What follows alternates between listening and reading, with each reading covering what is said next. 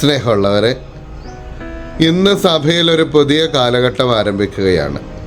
പുണ്യങ്ങളുടെ വസന്തകാലമെന്നോ കൃപകളുടെ പെരുമഴക്കാലമെന്നോ ഒക്കെ പറയാവുന്ന നോമ്പ് കാലത്തിലേക്ക് ഇന്ന് അർദ്ധരാത്രി മുതൽ നമ്മൾ പ്രവേശിക്കുകയാണ്. നമ്മളും നമ്മുടെ പൂർവികരും നമ്മുടെ പ്രിയപ്പെട്ടവരൊക്കെ ചെയ്തു പോയിട്ടുള്ള പാപങ്ങൾക്ക് നമ്മളാലാവുന്ന തരത്തിൽ സഭയുടെ പരിഹാര പ്രവർത്തികളോട് ചേർന്നുകൊണ്ട് ഉപവാസവും പ്രാർത്ഥനയും ദാനധർമ്മങ്ങളും വഴി പരിഹാരം ചെയ്യാനുള്ള കാലഘട്ടമാണ് നോമ്പുകാലം.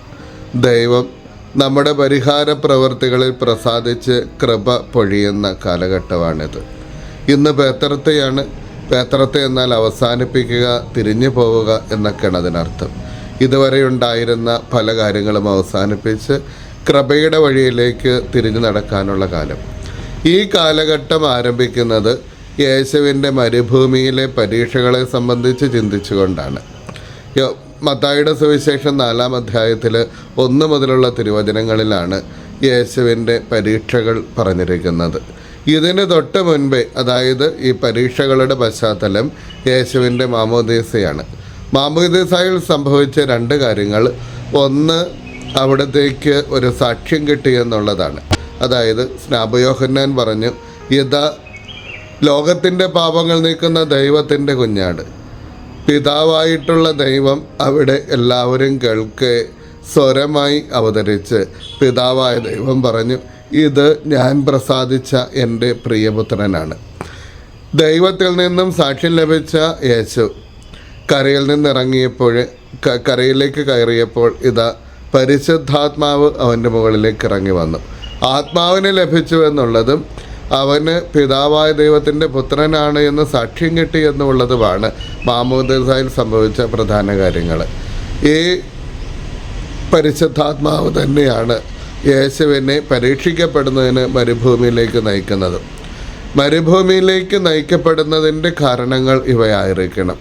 ഒന്നാമത്, എന്താണ് അവൻ്റെ ജീവിതം? ഇനി എന്തിനു വേണ്ടിയിട്ടാണ് അവൻ പ്രവർത്തിക്കേണ്ടത്? പിശാചിനെ ചെറുത്ത് തോൽപ്പിക്കുക എന്നുള്ളതാണ് അവൻ്റെ ദൗത്യം. അതാണ് അവൻ്റെ അനുയായികളുടെ ദൗത്യം. അതാണ്. ഇതുവരെയും പിശാച് ഭരണം നടത്തിയെങ്കിൽ ഇതാ കൃപ ഭരണം നടത്താൻ പോകുന്നു. ആത്മാവിൻ്റെ യുഗം വരാൻ പോകുന്നു.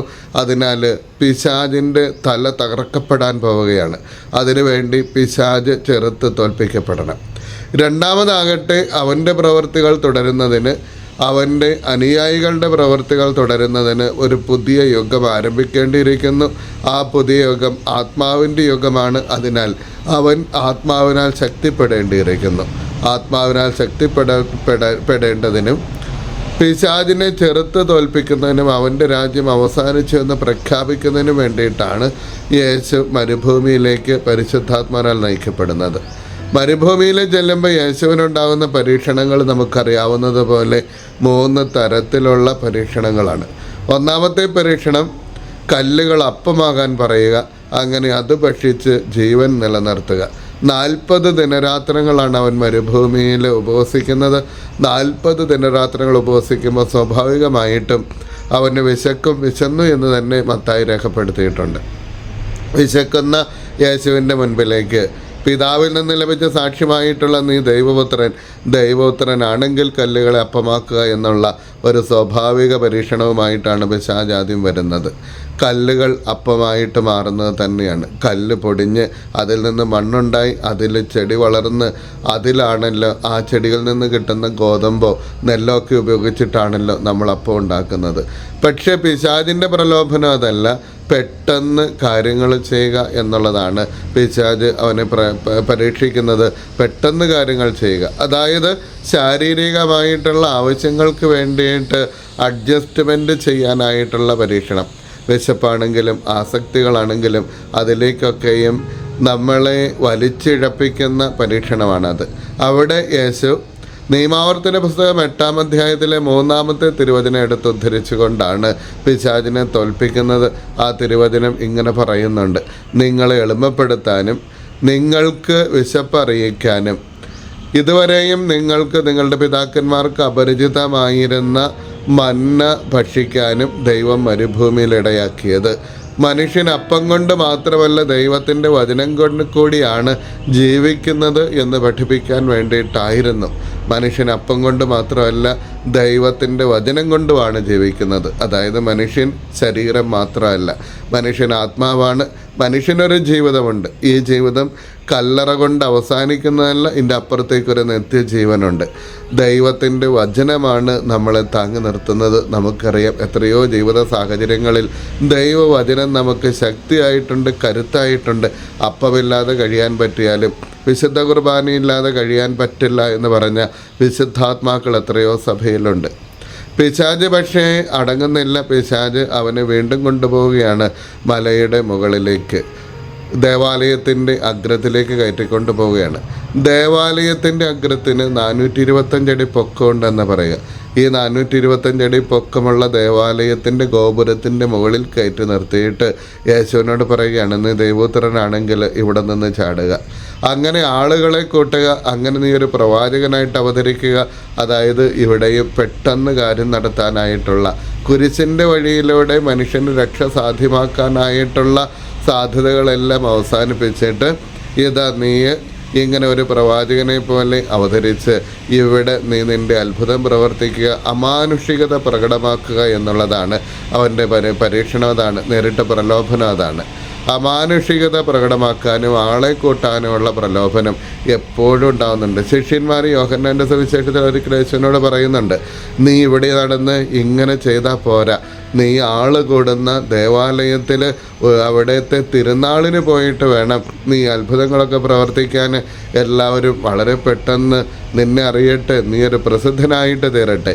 ഈ ഒരു പ്രലോഭനം അവന് വീണ്ടും വീണ്ടും ഉണ്ടാകാതിരിക്കാൻ വേണ്ടിയിട്ടാണ് രോഗികളെ സുഖമാക്കുന്ന സമയത്തൊക്കെ അവൻ പറയുന്നത്, ഇതാരോടും പറയരുത്. ഇങ്ങനെ പറഞ്ഞാൽ അവനെ ആളുകൾ കാണുന്നത് അത്ഭുത പ്രവർത്തകനായിട്ടായിരിക്കും. കുരിശിൻ്റെ വഴി ഉപേക്ഷിക്കാനായിട്ടുള്ള ഒരു പ്രലോഭനമാണ് രണ്ടാമത്തെ പ്രലോഭനം. മൂന്നാമത്തെ പ്രലോഭനമാകട്ടെ, യേശുവിനെ ഒരു വലിയ മലയുടെ മുകളിലേക്ക് സാത്താന് കൊണ്ടുപോവുകയാണ്.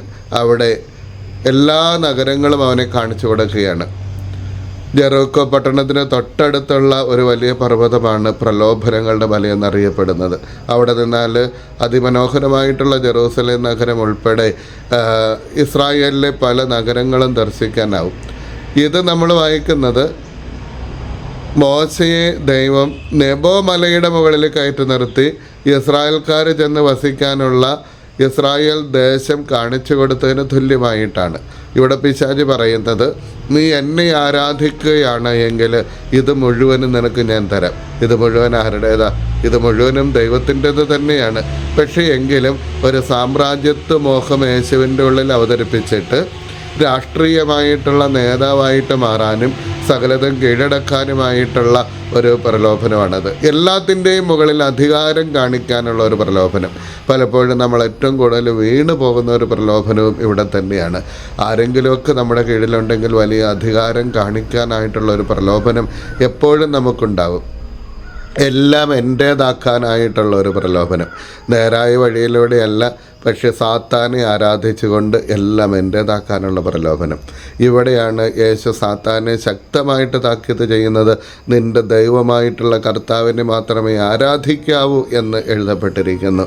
അവിടെയാണ് പിശാച് താൽക്കാലികമായിട്ട് അവനെ വിട്ടുപോകുന്നതും. പ്രിയമുള്ളവരെ, പ്രലോഭനങ്ങൾ നമുക്ക് പല വഴിയിലുണ്ടാകും. ഒന്നാമത് ശാരീരികമായിട്ടുള്ള ആവശ്യങ്ങൾ നിറവേറ്റാൻ വേണ്ടി അന്നന്ന് വേണ്ട ആഹാരത്തിന് വേണ്ടിയിട്ട് അഡ്ജസ്റ്റ്മെൻറ്റ് ചെയ്യാനുള്ള പ്രലോഭനം. രണ്ടാമതായിട്ട് നമ്മുടെ ജീവിത ദൗത്യത്തെ മറന്നുകൊണ്ട്, നമ്മുടെ അസ്തിത്വത്തെ മറന്നുകൊണ്ട്, നിയോഗങ്ങളെ മറന്നുകൊണ്ട് ജീവിക്കാനായിട്ടുള്ള പ്രലോഭനം. 3, എല്ലാത്തിൻ്റെയും മുകളിൽ അധികാരം സ്ഥാപിക്കാനുള്ള പ്രലോഭനം. ഈ പ്രലോഭനങ്ങളിൽ നിന്നൊക്കെ നമുക്ക് മോചനം ആവശ്യമാണ്. ഈ പ്രലോഭനങ്ങളെയൊക്കെ ചെറുത്ത് തോൽപ്പിക്കാൻ വേണ്ടിയിട്ടുള്ള ആത്മാവിൻ്റെ കരുത്ത് നമുക്ക് വേണം. ഈ ആത്മാവിൻ്റെ കരുത്ത് നേടുന്ന കാലഘട്ടമായിരിക്കട്ടെ ഈ നോമ്പ് കാലഘട്ടം. ഈ നോമ്പിൽ ഉപവാസവും പ്രാർത്ഥനയും ദാനധർമ്മങ്ങളും പരിത്യാഗ പ്രവൃത്തികളൊക്കെ വഴിയായിട്ട് ദൈവത്തെ പ്രസാദിപ്പിക്കാനും നമ്മൾ തന്നെ ആത്മാവിൽ ശക്തിപ്പെടാനും അങ്ങനെ യേശുവിനോടുകൂടെ ഈസ്റ്റർ ഞായറാഴ്ച ഉയർത്തെഴുന്നേറ്റ് ഒരു പുതിയ ജീവിതത്തിലേക്ക് പ്രവേശിക്കാനും നമുക്കാകട്ടെ എന്ന് പ്രാർത്ഥിക്കുന്നു. എല്ലാവർക്കും നല്ലൊരു നോമ്പുകാലം ആശംസിക്കുന്നു. ദൈവം അനുഗ്രഹിക്കട്ടെ. നന്ദി.